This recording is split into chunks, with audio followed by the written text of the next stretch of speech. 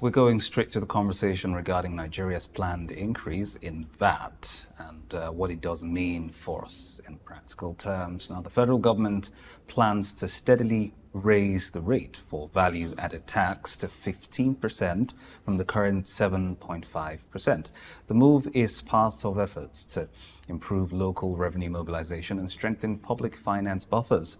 There had been reports of the FGE planning to increase the VAT from the current 7.5%, but last month the Minister of Finance, Wale Edun, refuted such reports. But last week he confirmed finally that the federal government is indeed, in fact, planning to raise VAT.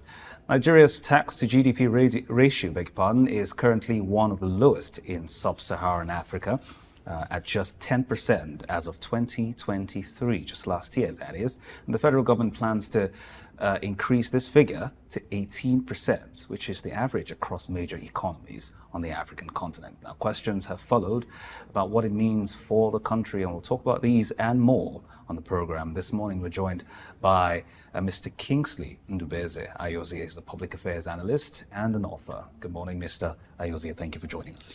Good morning. Thank you so much for having me around. Right. Now, this progressive increase, as it were, that the federal government wants to do would see the current 7.5% going up over 100% to 15% comparatively. And as I mentioned, this is something they're looking to do to increase our revenue profile, as it were, and by extension, our tax to GDP ratio. So in a manner of speaking, where does this leave us as far as, the current economic realities is concerned or are concerned? Thank you so much for that question. Stakeholders of the view that if you must increase the VAT rate from the current 7.5% to any number whatsoever, it should be done progressively. It should be a gradual increment. Personally, I do not support the increment from 7.5 to 15% straight. That's about 100% increment. But having said that, there are reports circulating on the media which has actually provided a gradual increment, and that report is also credited to the Minister of Finance. I don't know where that is coming from. Looking at that report, what we saw there was the fact that the VAT rate will move from 7.5% to 10% in 2025. Meanwhile, the company income tax for large company, which is actually ruling at 30%, will have to drop to 27.5%. Still on that report again, it went further to highlight that in 2026, then the VAT rate will suddenly move to 12.5%. Then thereafter, we'll not get to 15%. So if that is the way the government want to do it, well, it will be a welcome development. But I do not subscribe to the issue of 100% increment in the VAT rate from 7.5 to 15. That will create much financial burden, especially on the consumers and those at the informal sector. But whether it is 100%, whether it is 50%, whether it is more than 100%, just as I mentioned earlier, and you've corroborated, it's going to be progressive. Definitely. 2025, 2026, and beyond. Whether or not it happens over a 2-year period, or over a 3-year period, I reckon that there have been a few, thoughts with regards to the federal government, rather than seeking for ways to increase tax, which is, one way to increase revenue, as we will bring in more revenue, it should look towards other means to raise revenue. I mean, we have been struggling with our fiscal side for a very long time now, and it almost appears to be that the federal government has run out of ideas as to where to source money from that is not taxation. Our non-oil revenue isn't particularly performing, optimally, as it were. So in your view, what needs to be done from here on out? Because as I mentioned, the timing is critical.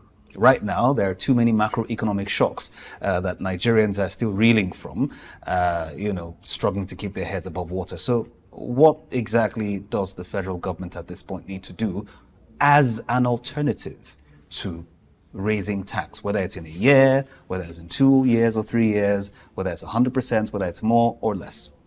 All right. Thank you so much for that question. I want to look at it from another dimension. I want to deviate a little bit from the issue of revenue. One thing is very, very paramount in the sense that the government is looking at it from one side, revenue, what comes in. But I want to suggest that we should also look at it from the angle of what goes out, expenditure. There must be total reduction in cost of governance, because that is another way whereby this money is also going out. The cost of governance is on the high side. If we can monitor the expenditure, then we must be rest assured that whatever that is coming in, we'll be able to take care of all the projects that the government wants to execute. But looking at it, that the tax is not coming as expected, and there is a drop in oil revenue. So the way out is to look at the other end, which is where I am very much particular about. We need to reduce the cost of governance, because that is the only way Nigeria can come out of this financial difficulty that we have found ourselves. We cannot just be talking about tax. The burden is too much, and it's affecting the masses, bearing in mind that there is so much hunger in the land. People really eat 3 times a day. So bringing up tax again is creating more burden. So let's look at expenditure. Let government cut down on the cost of governance. And with that, we'll be able to find headway. So that's the way I look at it. Still speaking about how to raise money now, you've spoken about cost of cutting the cost of governance.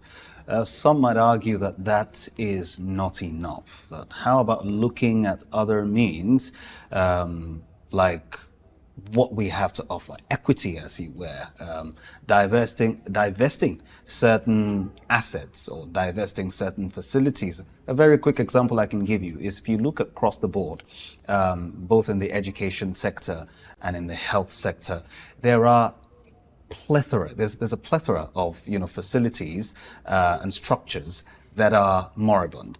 A plethora of facilities and structures that are not functional for what they're not providing the value for which they were built to create, or which they were set up to create. So the suggestion across certain quarters has been, how about the federal government take a look at these sectors with the thousands of facilities across the board, see what they can do from it. And there's another one too, which is still a standing infrastructure that is not particularly yielding anything. The Ajaokuta steel plant, which has been in a very, very sorry state for a very long time. How about do something with that? That is a national asset that can bring the country, a lot of revenue, as well as other means. Again, still speaking about equity, having JVCs, joint venture commitments with some multinationals, with what we did with the likes of LPG and the rest of them, things like that. Don't you think they would help us? Sincerely speaking, I share in your thoughts, because it's obvious that we cannot be focusing our attention on task. We need to look outside the box. The government need to think outside the box by looking at some of these assets that have been lying idle. So I would suggest for government to either go into partnership with multinationals that could be able to help us revitalize these infrastructures, so that at the long run, these infrastructure, these assets could begin to yield a form of returns. But if that cannot work, you can also think about privatization. Yes, because government should focus on the issue of providing the ideal structure that will help other facilities to thrive. So let's leave all these assets that have been lying idle in the hands of private participants that will be able to turn things around. So privatization could also be of great assistance. In addition to that too, there could also be what you've talked about, the issue of joint venture, collaboration with private sector. So those people should be able to turn those assets around. And by turning those assets around, you must be rest assured that income will begin to trickle in. And that will also shift the attention of government from this issue of tax. The burden of tax, like I said, is becoming so worrisome. And the masses are not really finding it any longer interesting. So let's look at those idle assets, think of how best to make them to be viable, either through private sector participation or through privatization, or even can even adopt the issue of commercialization. Because when you leave those things in the hands of private participants, you must be rest assured that it will no longer be business as usual, because they will be able to turn things around and make it viable. And once those assets become viable, then the issue of this shortfall that we have also been crying for may begin to wither away. So I totally agree that those unprofitable assets should be revitalized so that we can get something from that as is. Again, earlier this year, still speaking about what the citizens have had to go through or are having to go through. Earlier this year, we saw the federal government suspending the planned 5% excise on telecommunication services to ameliorate the negative effect of its policies, as it were. Now we're seeing them reintroducing it, as it were, talking about excise on telecom, gaming, lotteries, and the rest of them. What are your thoughts? Well, I still do not believe that the government should go in that direction. Even you forgot to mention the issue of the cybersecurity levy, which was also introduced, I think, sometime in May. And I was very, very emphatic about it, that the government should put a stop on this issue of taxes or levies, whatever you may call it, coming from different dimensions. Enough has been done in that direction. Let's look at other ways. I am still standing on what I've said earlier. Nigeria's problem is not about revenue. What we have is adequate enough to take care of our basic challenges as a nation. What we need to focus on, which is what I also practice at home, we need to watch closely our expenditure profile. The expenditure profile is actually the high side. If need be, we can turn to unicameral. If the bicameral is no longer fetching us that desired comfort that we need as a nation, where we have two houses at the federal level, and the cost of running those two houses is alarming. So I still believe that emphasis should change from taxation to the issue of addressing our expenditure profile. With that, you'll be rest assured that this call for taxes, whether in the form of exercise duty or communication tax or cybersecurity levy, would be put on hold. So I do not subscribe to any form of additional taxation or levy in whatever form, especially at this point in time that the economy is facing some rough edges. Because when you look at it, where is the end point? Is it coming back to the consumers? You talked about the issue of communication tax or what have you. Who are the people using this communication gadget? Is you and I. So before you know it too, those multinational, those communication agencies will pass the burden on us. And that does not speak well to us as a nation. So let's look away from the issue of trying to introduce the taxes or levies or whatever name you may call it, and watch closely our expenditure profile. Let's look at that. You'll be rest assured that this shortfall, if not totally bridged, but will receive some kind of positive impact. On that, I hold my peace for that issue. Now, let's veer on a little tangent, just for a little bit.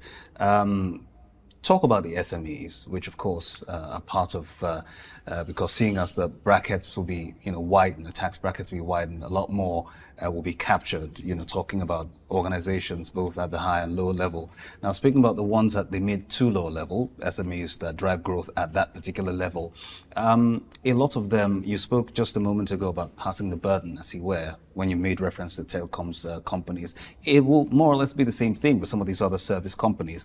They would more or less do the same thing when they, start to pay higher, as it were. But besides that, the don't seem to have, for all intents and purposes, the right environment.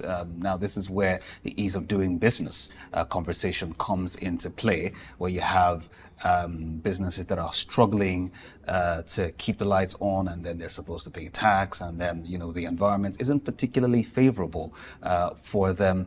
Where do you see this, or how do you see this panning out economically? What are the implications of all of these? Oh, thank you so much for that question. I think it was last week I did a report, an article on ease of doing business as a panacea for attracting foreign direct investment into Nigeria. And that article was published last week, Friday, by Business Day. Part of the recommendations that I put up in that article had to do with the fact that as a nation, if we must be able to get it right, as far as small-scale enterprises are concerned, alongside the large company, then this issue of ease of doing business parameter must be put in place. I summed up the whole issue with a management acronym known as PESTO. What does PESTO stand for? I looked at it from the angle of political environment for P, ecological environment for E, socio-cultural for S, technological environment for T, the legal environment for L, and the last but not the least is the economical environment.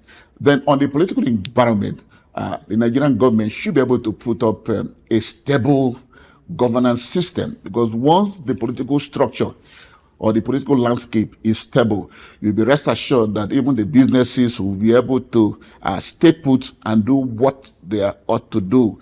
But if the whole place is characterized with chaos and turmoil, then there will be no business, talk more of the issue of making returns and the issue of subsequent payment of taxes. So that's on the political environment. On the issue of ecological environment, the environment must also be serene. You know, we are so much hitting on the environment. So the government should put measures to ensure that ecological factors do not take their toll on the nation, because once those ecological factors, like the issue of flooding, we saw what happened in Maiduguri a couple of months back, where entire state was swept off by flood. For over 2 or 3 weeks thereabouts, businesses could not pick up. And when businesses do not pick up, then what do you have to say about the issue of revenue? Talk more, those companies that are paying taxes. So the ecology must be taken care of. The issue of socio-cultural is also very, very vital. You know, we must put up a very healthy atmosphere, you know, a society that is free from rancor, that will be able to accommodate those businesses. Because once those businesses are able to do what they have been licensed to do, then there will be returns. And the implication of that returns is that there will be something to be paid to government, and income is coming. So socio-cultural is also not negotiable. Then I talked about the issue of technological environment. Yes, the government should be able to assist these SMEs alongside the other companies to ensure that that needed technology that will assist them to transform their businesses. I remember those days when we had our grandparents who were into subsistence farming. All they used is hoes and match it. But what can they really make out of that? Especially at this point in time when the nation is facing so much challenges vis-a-vis hunger. You know, a pint of Gary soaring high, well over 4,000.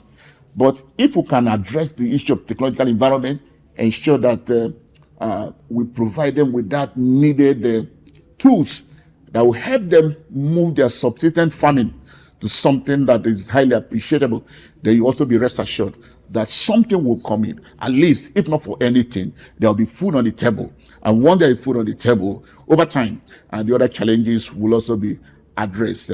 Then the issue of legal environment is also not negotiable. Legal environment in the sense that government should be able to enact laws that will be able to accommodate these small-scale enterprises alongside the big companies.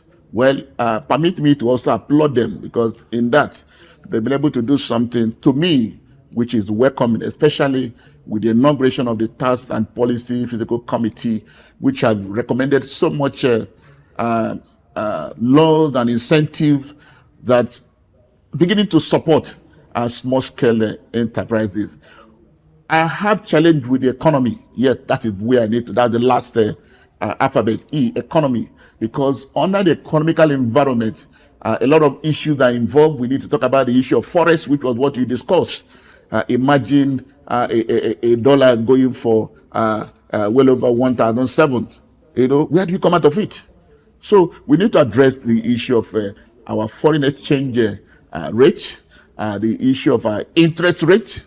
We can hardly go to banks to source for funds because all these small companies who probably want to expand their businesses, when they approach the financial institution for a form of financial assistance, you'll be so scared when you hear that the interest rate is even going above 2 digits.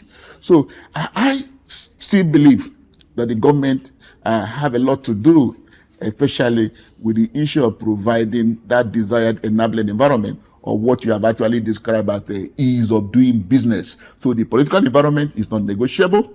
Ecological environment must be well addressed so that we do not have issues that will lead to environmental degradation.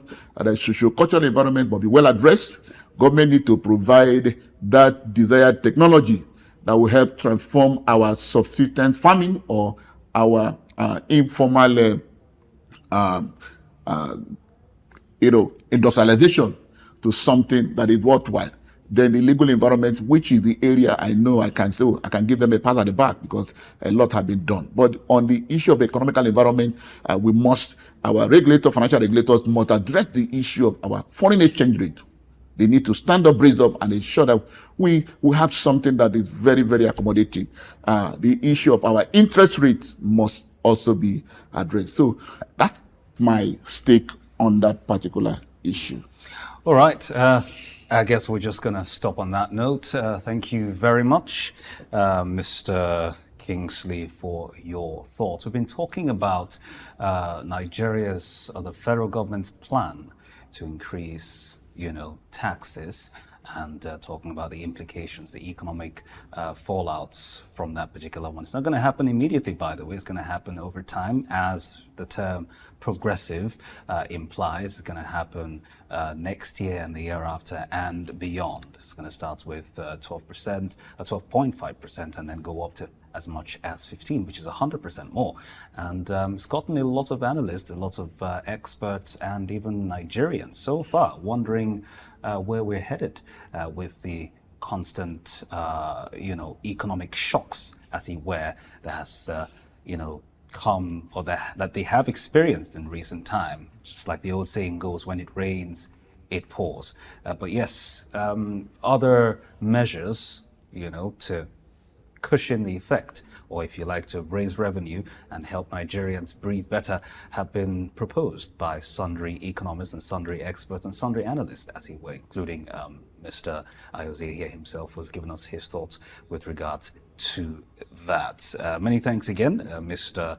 Kingsley Ndubueze Ayozie, for joining us. He is he's an author and a public affairs analyst. That's it for today's edition of Markets Insight. But before we go, let's take a look at what is happening at the currency market once again. So take a look at today's rates. At the official market, the Naira is trading to the dollar at 1,600 Naira. At the parallel market, it's trading at 1,740 Naira. And the pound sterling on the official market is 2,098 Naira. On the parallel market, 2,250 Naira. And the euro is 1,751 Naira and 1,860 Naira. That is what it looks like on the, or rather at the Nigerian currency market today, Monday, the 28th of October, 2024. Many thanks for watching today's edition of Market Insight. We'll bring it your way again tomorrow at the same time. Stay tuned for the news updates at 12. I am David Chiedu. Good morning.